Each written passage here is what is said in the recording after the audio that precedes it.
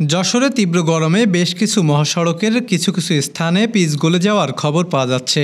সবথেকে বেশি পিচ গলেছে যশোর নড়াইল সড়কে। এ ব্যাপারে বিস্তারিত জানতে মুঠোফোনে কথা হয় সড়ক ও জনপদের উপবিভাগীয় প্রকৌশলী হাফিজুর রহমানের সাথে।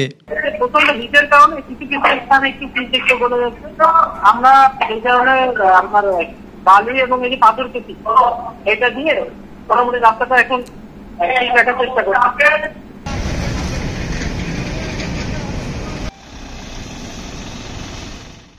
মৃদু থেকে মাঝারি ধরনের তাপপ্রবাহের কারণে বিটুমিন গলে যাওয়ায় সড়কের মান নিয়ে প্রশ্ন তুলেছে যশোর নড়াইল সড়ক ব্যবহারকারীরা। তবে তাদের এসব দাবি হাস্যকর এবং দুর্নীতির ব্যাপারে কোনো রিপোর্ট নেই বলে জানালেন হাফিজুর রহমান।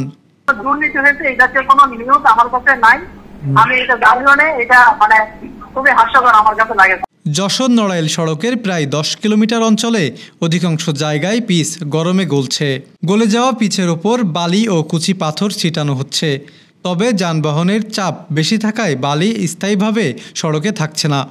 অন্যদিকে যশোর খুলনা মহাসড়ক, যশোর ঝিনাইদহ ও যশোর বেনাপোল সড়কে কোথাও কোথাও পিচ গলতে দেখা গেছে।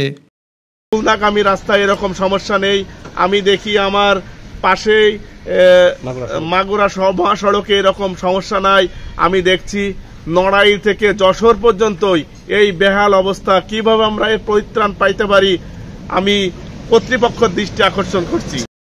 গরমের সাথে রাস্তার পিচের কোনো সম্পর্ক আমার কাছে মনে হয় না, কাজে গাফিলিতি আমি মনে করি।